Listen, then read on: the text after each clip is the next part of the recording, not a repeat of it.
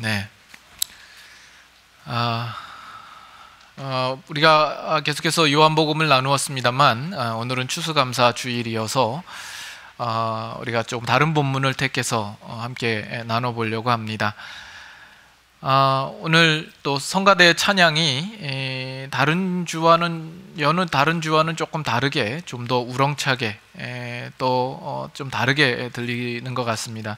특별히 가사 속에 오늘 본문 속에 있는 내용도 같이 나오죠. 햇빛을 비춰주시고 단비를 비춰주시는 그 하나님께 감사합니다. 오늘 본문을 통하여서 좀 더 그 안에 담긴 더 깊은 내용을 우리가 보기를 원합니다. 오늘은 추수감사 주일입니다. 여러분들은 한 해 동안 무엇을 추수하셨고 또 무엇으로 감사하시겠습니까? 어느 한 가정에 대를 이어서 주님을 섬기는 가정이 있었습니다. 아버지도 목사고 그 아들도 목사입니다. 하루는 주일날 이제 오후가 되어서 그 아들 목사가 갑자기 집에 들어서면서 상기된 얼굴로 아버님께 말하는 겁니다. 아버님, 오늘 제가 아주 감사한 일을 당했습니다. 그러냐? 뭔데? 제가 오늘 교회를 마치고 퇴근하는 길에 오다가 차가 2바퀴나 굴렀는데 제 몸은 어디 하나 상한 데가 없이 이렇게 멀쩡하게 집으로 오게 되었습니다. 그러니까 그 아버지 목사님이 그러냐? 그런데 나는 너보다 훨씬 감사하다. 아니 그러면 아버님은 나보다 더 뭡니까? 불상사에 어떤 일을 당하셨는데 괜찮단 말씀입니까? 그랬더니 아버님 하는 말이 아니다. 나는 오늘 한 바퀴도 안 굴렀다. 이렇게 말씀하는 겁니다. 우리는 우리 일상적인 삶에서 종종 감사를 많이 놓치곤 합니다. 우리는 뭔가 위험하고 어려운 일을 겪고 거기에서 벗어났을 때만 감사를 떠올리는 거죠. 우리의 평범한 하루, 또 이 한 해를 평범하게 산 것에 대하여서는 우리는 감사를 생각할 줄 모릅니다. 어쩌면 우리가 경험하지 못했을 뿐이지 우리의 살아오는 여정 속에 더 험난한 일들과 더 어려운 일들과 비극적인 일들이 나타났을지 모르는데 그것들을 모두 다 피해서 평범한 삶을 이렇게 사는 것에 대하여서 감사할지 모른다라는 것이죠. 그런 면에서 우리는 감사할 조건과 내용이 언제나 있다라고 우리는 생각해야 할 것입니다. 근데 이것도 조금 더 우리가 깊게 생각해 보면 이런 감사는 조금 억지스러운 느낌이 조금 들기도 합니다.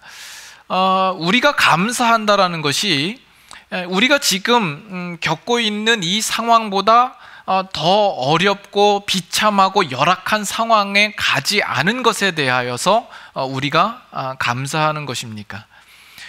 물론 감사는 우리의 믿음의 분명한 표현입니다. 하나님께서 우리를 지키신다라는 그 믿음의 고백일 것입니다.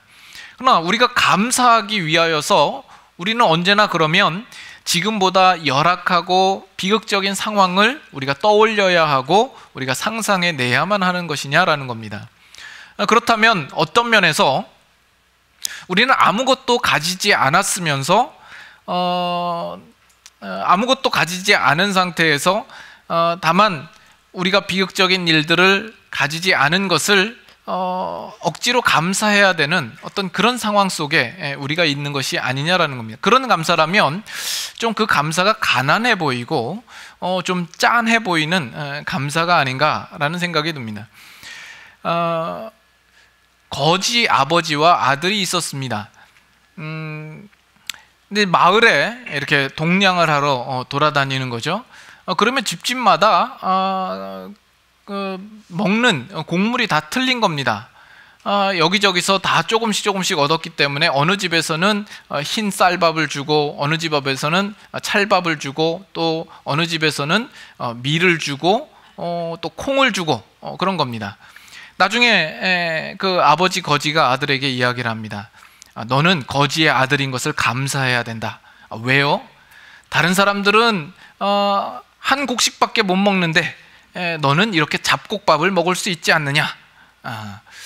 우리 신자가 감사해야 되는 내용이 이런 식의 것입니까? 우리가 아무것도 가지지 않았으면서도 단지 내가 지금 굶지 않고 있다라는 것 때문에, 또는 더 비극적인 일을 당하지 않은 것 때문에 감사하는 그런 감사이냐라는 것입니다. 아니면 우리가 정말 감사해야 할 내용이 있는데 우리는 지금 그것을 놓치고 있지는 않는가 하는 점입니다. 그 내용을 우리가 한번 살펴보려고 합니다. 오늘 본문에 보면 예수님께서 우리에게 명령하시는 내용이 나옵니다. 여러분들이 잘 아는 말씀이죠. 원수를 사랑하고 너희를 핍박하는 자를 위하여서 기도하라. 아주 엄청난 요구요, 명령입니다. 우리는 이 말씀을 접할 때마다 과연 이것이 우리에게 가능한 말씀인가? 이건 너무 우리에게 과한 요구가 아닌가? 어떻게 원수를 사랑할 수 있을까? 우리는 이런 생각을 합니다.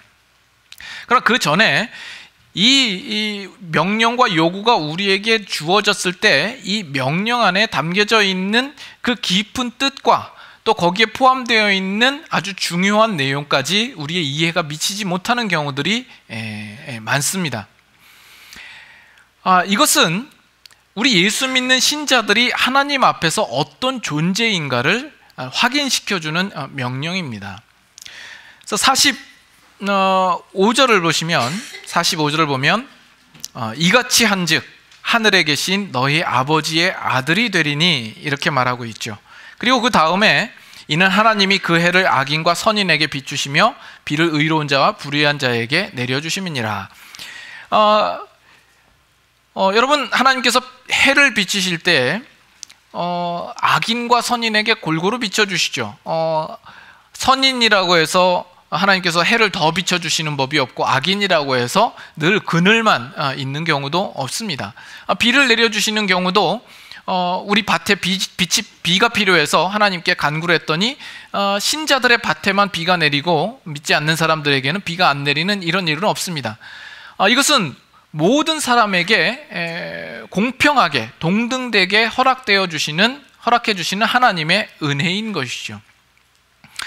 악인은 어떤 사람입니까? 여기서 악인은 그 해와 비를 동등하게 받아서 자기의 소유한 것이 있고 자기가 확보한 것이 있음에도 불구하고 그것으로 만족하는 것이 아니라 이웃을 미워하고 이웃의 것을 탐하고 착취하는 사람일 것입니다. 그러면 여기서 말하는 선인은 그 동일한 조건 속에서 이웃의 것을 탐하지 않고 자기의 받은 바 그것을 만족해하는 사람일 것입니다. 말하자면 이 세상에는 선인과 악인 이렇게 두 부류로 나눌 수 있을 것입니다. 근데 우리에게 요구하고 있는 지금 이 명령은 악인은 더더욱 아니고 그렇다고 선인의 수준 정도까지를 우리에게 요구하는 것이 아니라 선인의 수준보다 훨씬 이상의 것을 우리에게 요구하고 있지 않습니까? 너희는 원수를 사랑하고 너희를 핍박하는 자를 위하여서 기도하라라는 것입니다. 이 세상에는 이러한 법이 없습니다. 다음 구절을 한번 보시죠. 46절에 너희가 너희를 사랑하는 자를 사랑하면 무슨 상이 있으리요? 세리도 이같이 아니하느냐? 또 너희가 너희 형제에게만 무난하면 남보다 더하는 것이 무엇이냐? 이방인들도 이같이 아니하느냐? 우리가 사랑하는 사람을 사랑하고 우리의 형제를 사랑해도 그 정도면 이 세상에서는 얼마든지 선인의 기준에 들만한 어떤 충분한 모습입니다. 근데 우리는 그것보다 더 많은 것을 요구하죠. 이 세상의 세리나 이방인들이 할 수 있는 것 이상의 것을 우리에게 요구하고 있다는 겁니다. 그렇다면 왜 신자된 우리에게 이렇게 과한 요구를 우리에게 하고 있느냐라는 겁니다. 그 가장 기초적인 답은 우리가 하나님의 자녀되기 때문에 그렇습니다. 하나님의 자녀이기 때문에 이 일을 요구하고 있습니다. 거기 안에는 하나님의 자녀이기 때문에 우리가 더 받은 것이 많기 때문에 그렇습니다. 우리는 원수를 사랑해도 우리에게 손해볼 것이 없을 만큼, 그리고 우리를 핍박하는 자를 위하여서 기도해도 우리의 자존심이 상하지 않을 만큼 우리에게는 넉넉하고 부요하고 풍성하고 하나님께로부터 받은 바가 많다라는 것을 의미하다라는 것이죠. 여러분, 그렇다면 여러분들이 하나님의 자녀되어서 여러분들이 받은 것이 무엇입니까? 이 부분을 우리가 잘 생각해야 됩니다. 우리가 하나님의 자녀되었기 때문에 이 세상에서 우리가 남들보다 해를 더 많이 비침을 받거나 남들보다 비를 더 많이 우리에게 공급받는 것이 아닙니다. 우리의 손에 무엇인가 더 많은 것을 우리에게 들려주신 것이 아닙니다. 우리가 하나님의 자녀되어서 우리가 받은 것은 우리가 그 하나님을 아버지로, 우리는 그 하나님의 자녀된 이 신분과 이 관계 속에 있다라는 것, 이것 자체가 우리는 이미 다른 사람들과 다른 것이죠. 우리는 이미 모든 것을 받은 것입니다. 그래서 48절에 이렇게 이야기하죠. 그러므로 하늘에 계신 너희 아버지의 온전하심과 같이 너희도 온전하라. 여러분, 우리가 어떻게 온전할 수 있습니까? 이 말씀을 보면서 우리가 어떻게 온전할까? 우리는 이 부분만을 생각합니다. 그런데 이 말씀은 우리에게 요구되어지고 있다라는 그 의미에서 이것은 하나님의 자녀된 자들에게만 요구할 수 있는 내용인 것입니다. 우리가 하나님의 자녀라고 하나님께서 대우해 주시는 그 뜻으로 우리에게 주시는 거예요. 하나님이 온전하시기 때문에 그의 자녀된 우리들도 온전함을 닮아가라라는 그 요구가 되는 것이죠. 이 요구는 아무에게나 줄 수 있는 요구가 아닌 것입니다. 그 자녀에게 주시는 것입니다. 여러분, 이제 오늘이 이제 추수감사절이고 이제 한 해가 저물어 가는데, 여러분 한 해를 한번 돌아보세요. 지난 한 해 동안에 여러분들이 예수 그리스도를 믿고 하나님을 믿음으로 말미암아 여러분들이 얻은 것이 믿지 않는 사람들과의 비교할 때 얼마나 더 많이 얻었다라고 생각합니까? 우리가 예수 믿어서 지난 한 해 동안 우리가 남들보다 더 많이 이익을 얻고 더 많이 성공을 하고 더 많이 수익을 올린 것은 아닐 것입니다. 오히려 더 손해를 본 사람도 있겠죠.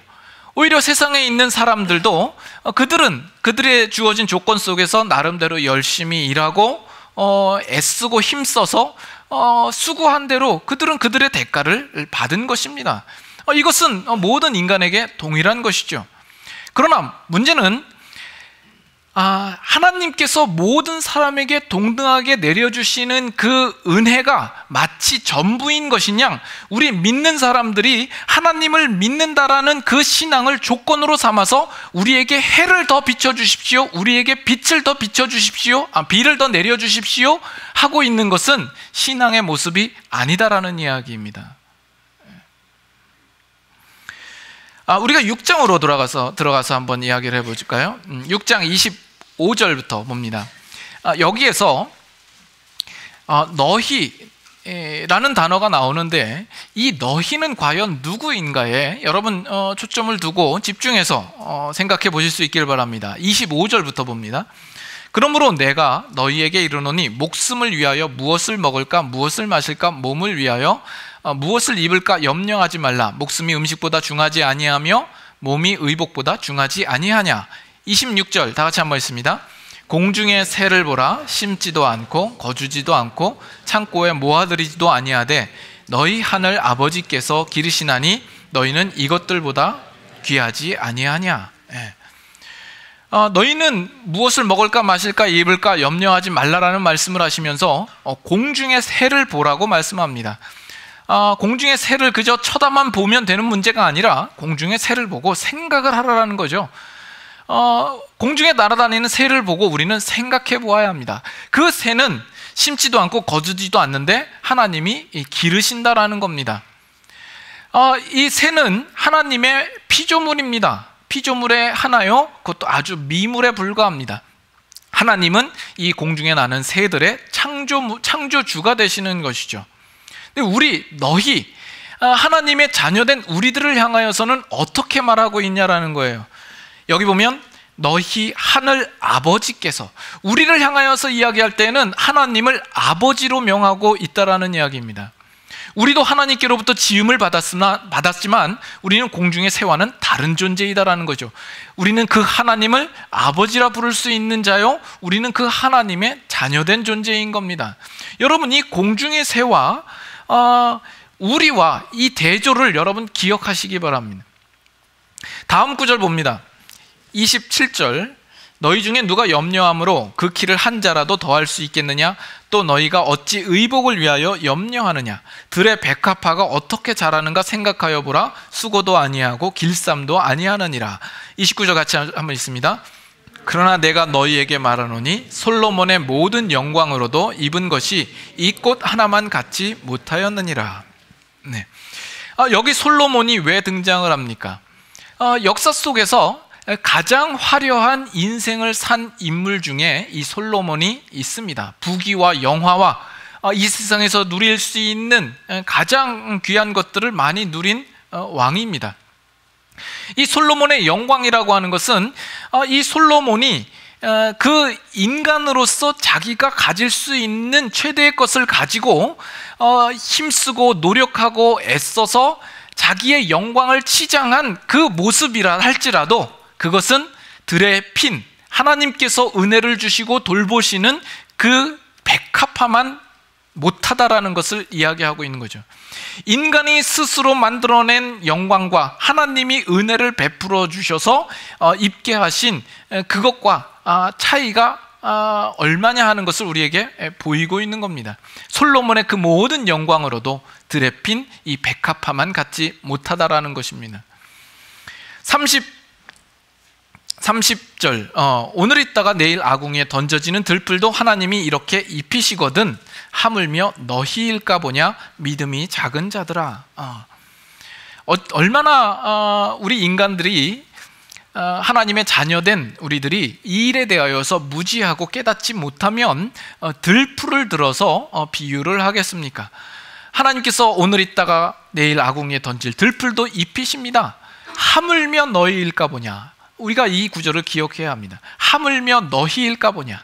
여기서 너희는 하나님을 아버지로 둔 하나님의 자녀들입니다. 하물며 너희일까 보냐. 그래서 여러분 이제 이 가을이 되어서 그 드넓은 들녘의 그 추수를 보며 오늘날 뭐 여러분들은 농사를 안 짓기 때문에 이제 추수할 것이 없죠.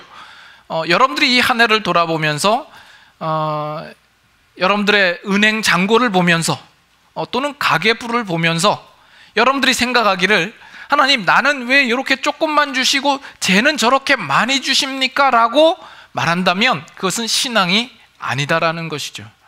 그것은 아직 우리가 하나님 앞에서 어떤 존재요, 어떤 신분과 특권을 가졌는지에 대하여서 알지 못하는 것이다라는 겁니다. 우리의 주신 것으로 감사하는 것이 아니라 그 하나님이 우리의 아버지로 계신다라는 그 사실에 우리는 감사할 줄 알아야 된다라는 거예요. 31절, 그러므로 염려하여 이르기를 무엇을 먹을까 무엇을 마실까 무엇을 입을까 하지 말라. 이는 다 이방인들이 구하는 것이라. 너희 하늘 아버지께서 이 모든 것이 너희에게 있어야 할 줄을 아시느니라.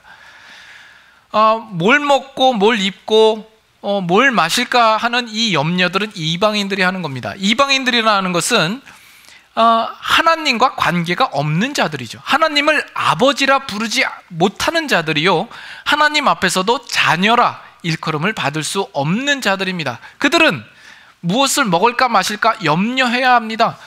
이 세상에서 그들은 자기의 힘으로 자기의 인생을 책임지고 자기의 것을 스스로 찾아 누려야 하는 자들이기 때문에 그렇습니다. 그러나 너희들은 다르다라는 거죠. 너희 하나님의 자녀된 너희들은 그럴 필요가 없다라는 이야기이죠. 그러면서 하는 이야기가 뭐예요? 33절 한번 같이 읽겠습니다. 그런즉 너희는 먼저 그의 나라와 그의 의를 구하라. 그리하면 이 모든 것을 너희에게 더하시리라.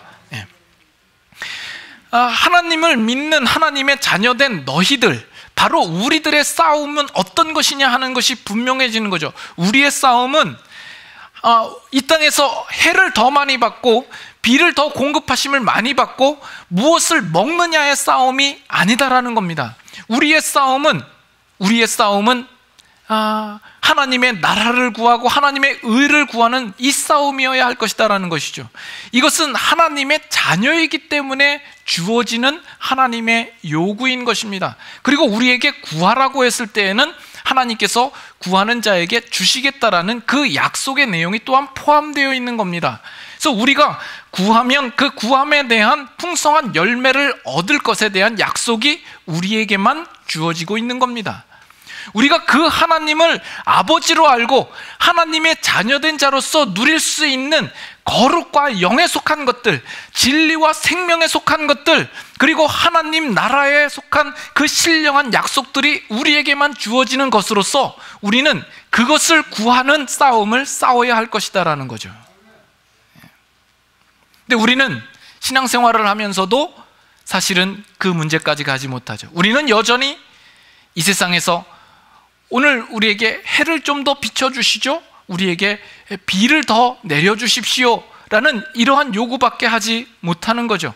하나님의 나라를 구하지 않습니다. 우리가 얻은 우리의 신분과 특권에 대하여서 아직 우리가 눈을 뜨지 못한 것은 아닌지 생각해 보아야 합니다. 그 해와 비와 그리고 하나님과는 비교할 수 없는 것 아닙니까? 우리가 이 세상에서 이 한 해 동안 우리가 추수할 수 있는 것과 하나님의 나라에 속한 그 놀라운 풍성한 것과는 비교할 수가 없는 것입니다.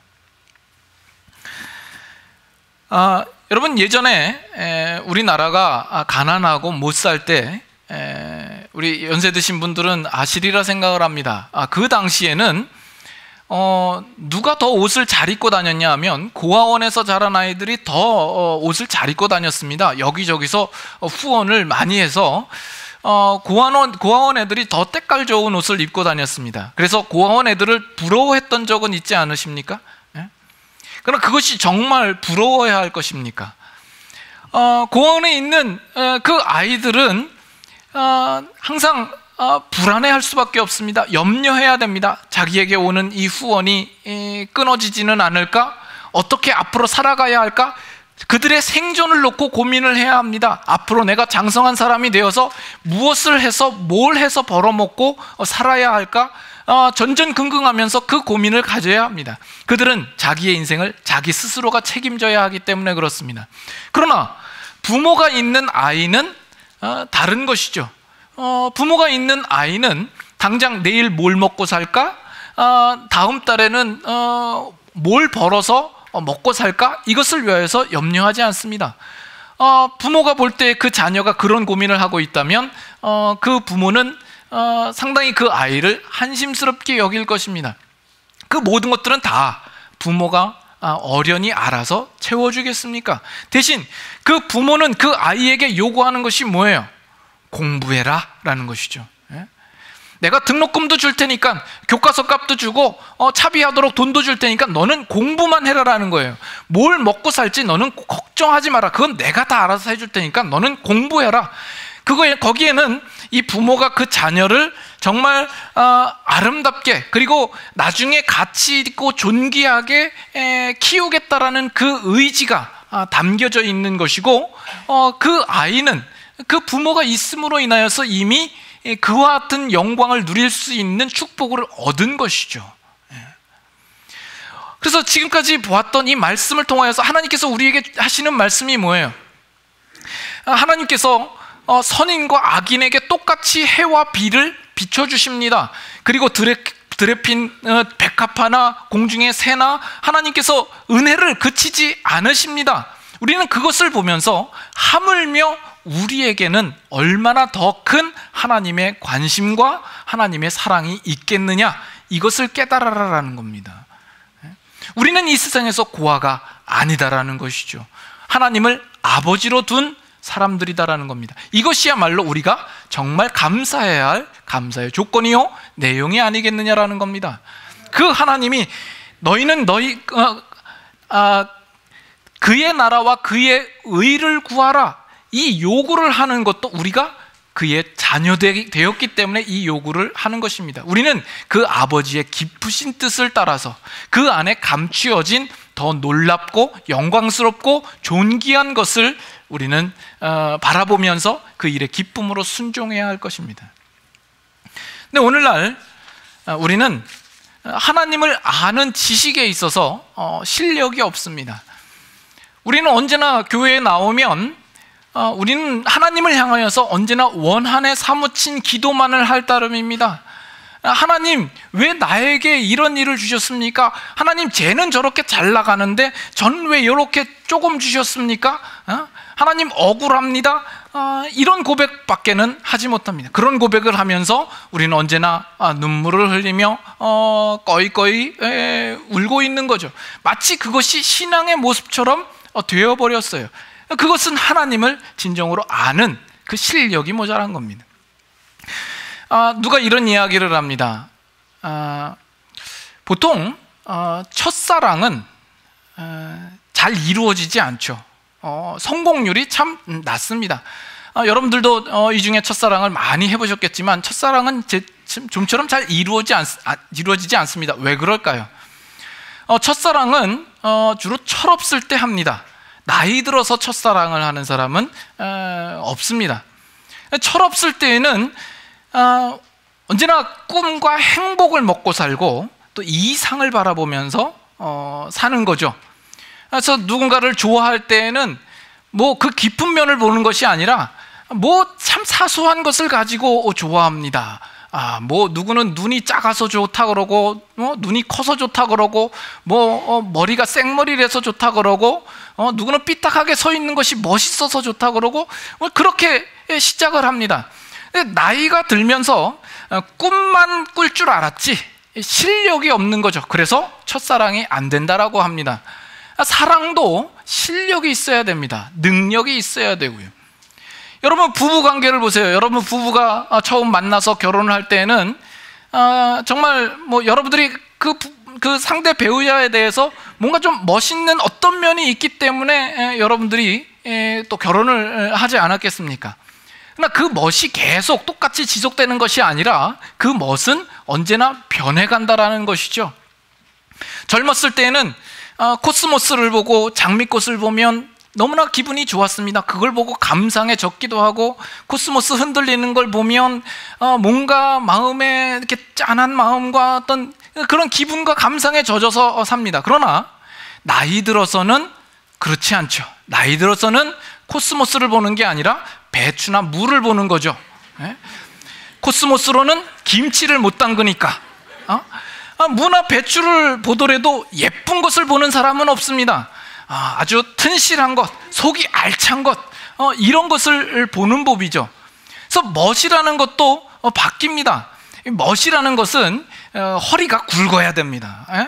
가느다란 허리로 뭘 할 수 있겠습니까? 그래서 사랑이란 힘이 있어야 하는 거죠. 그래서 뭐 아주 그냥 가느다란 허리에 42kg 그러면 뭐 아무것도 못합니다. 적어도 72kg는 돼야. 그래서 스스로 김장독도 파고 묻을 수 있을 정도의 실력은 돼야 그게 정말 사랑이라 이렇게 이야기할 수 있지 않겠어요? 우린 그런 실력이 없는 거예요. 최근에 저희 집사람이 이제 손을 뒤어가지고, 여기가 이제 그 손이 뒤었어요. 집에 가면 늘 손 들고 다녀요. 그래서 아파 못해 이러는 거죠. 여기까지만 하겠습니다. 일부 때는 이런 얘기 안 했는데 갑자기 제 신변에 위협이 느껴져서 혹시 제가 오늘 집에 못 들어가거든 재워주실 수 있도록 좀 부탁드립니다. 신앙도 마찬가지예요. 우리는 하나님 앞에 나오면 늘 그런 심파조로 하나님 앞에 아뢰죠. 하나님, 너무나 약해요. 너무나 못하겠어요. 잘하고 싶은데 안 돼요. 소자 억울하옵나이다. 내 청을 받아 주시옵소서. 꺼이 뭐 이렇게 하는 거죠. 이것은 하나님을 아는 지식이 없는 겁니다. 하나님이 누구이신가? 하나님과 내가 어떠한 관계 속에 있는가? 우리의 신앙에 있어서도 좀 더 견고해지고 두꺼워지고 흔들리지 않는 그 무엇이 있어야죠. 그것이 우리의 변함없는 사랑의 내용이, 감사의 내용이 되어야 될 줄로 압니다. 하박국 선지자가 이야기하는 것이 뭐예요? 무화과 나무 잎이 마르고 포도 열매가 그치고 감람나무에 소출이 없고 우리의 양떼가 없고 외양간에 송아지가 없어도 난 여호와로 인하여서 즐거워하고 여호와로 인하여서 기뻐합니다. 우리의 감사의 조건은 내 손에 들려진 그 무언가 때문에 감사하는 것이 아니라 여호와 그분이 우리의 감사의 내용이고 조건이고 우리의 목적이 되는 것이죠. 예레미야서 9장 한번 보겠습니다.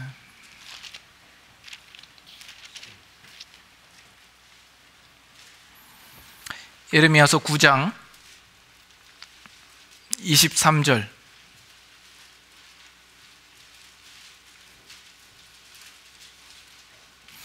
예레미야서 9장 23절. 여호와께서 이와 같이 말씀하시되 지혜로운 자는 그의 지혜를 자랑하지 말라, 용사는 그의 용맹을 자랑하지 말라, 부자는 그의 부함을 자랑하지 말라. 24절 다 같이 읽습니다. 자랑하는 자는 이것으로 자랑할지니 곧 명철하여 나를 아는 것과 나 여호와는 사랑과 정의와 공의를 땅에 행하는 자인 줄 깨닫는 것이라.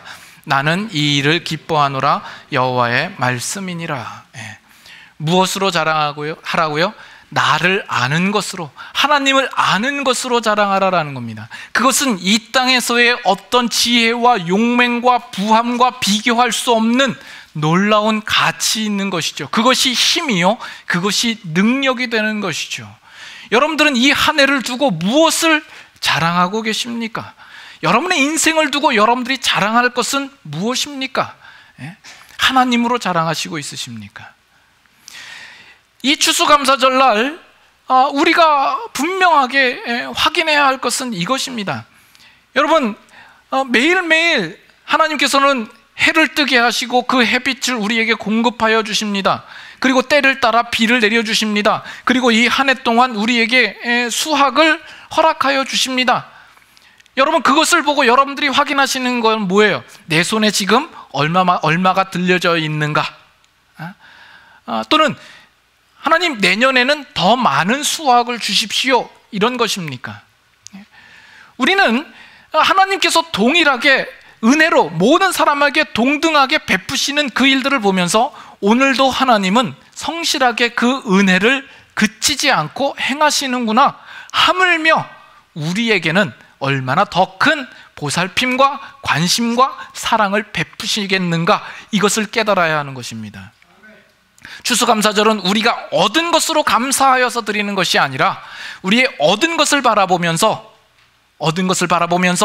우리를 향한 하나님의 그 사랑과 관심과 돌보심이 얼마나 더 큰가를 바라볼 수 있는 그 시기여야 하는 겁니다.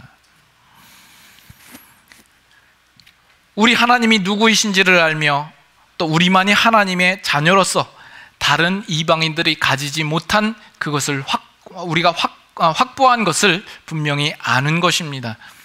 우리가 하나님의 자녀되었다라는 이 사실 속에는 더 큰 내용이 담겨져 있죠. 우리로 자녀 삼기 위하여서 하나님께서 행하신 것은 뭡니까? 자기 독생자의 아들을 우리에게 보내시사 희생 제물로 내어주신 거죠. 하나님은 우리를 얻기 위하여서 엄청난 대가를 치르신 것입니다. 하나님께서 우리를 그만큼 존귀하게 여기시고 우리를 그만큼 사랑하시는 것이죠. 그래서 자기 아들을 아끼지 아니하시고 우리 모든 사람을 위하여 내어주신 이가 어찌 그 아들과 함께 모든 것을 우리에게 주시지 않겠느냐. 여러분, 하나님의 그 아들과 그 모든 것 중에 무엇이 더 무게감이 있습니까? 무엇이 더 중요한 겁니까? 모르시겠어요? 아들이죠. 하나님이 우리에게 아들까지 주셨는데 그 모든 것을 우리에게 주시지 않겠느냐라는 거예요. 이것이 믿음입니다. 근데 오늘 우리는 그 아들 주신 것은 생각하지 않고 그 모든 것 중에 그 일부가 우리 안에 있냐 없냐, 남들보다 더 가졌냐 못 가졌냐, 이것으로 우리는 실망하기도 하고 그것 때문에 기뻐하기도 한다라는 말이죠. 우리가 정말 감사해야 할 것은 그 모든 것 중에 일부가 아니라 이미 우리를 위하여서, 우리를 자녀 삼기 위하여서 예수 그리스도를 십자가에 못 박으신 그 하나님의 놀라운 그 구원의 일들을 우리는 바라보고 감사해야 할 것이다라는 겁니다. 우리는 세상의 그 어떤 것으로도 우리는 망하지 않고 손해보지 않는 자들입니다. 이미 우리는 많은 것을 받았기 때문에 그렇습니다. 그렇기 때문에 우리는 능히 원수를 사랑할 수 있고 우리를 핍박하는 자를 위하여서 기도할 수 있는 것입니다. 우리는 그 일로도 우리는 손해보지 않고 우리는 자존심이 상하지 않는 것입니다. 우리가 가진 것이 너무나도 크고 놀랍기 때문이죠. 이 사실을 확인하는 추수감사절이 되실 수 있기를 바랍니다. 나아가서 너희는 먼저 그의 나라와 그의 의를 구하라라는 이것이 하나님의 자녀된 자들에게만 요구될 수 있는 그 축복임을 깨달아 알아서 우리가 그 하나님의 뜻대로 하나님의 나라와 의를 구하기에 힘쓰는 우리들의 삶이 되도록 우리가 다짐하고 결단하는 시간들이 될 수 있기를 바랍니다. 함께 같이 찬양하겠습니다.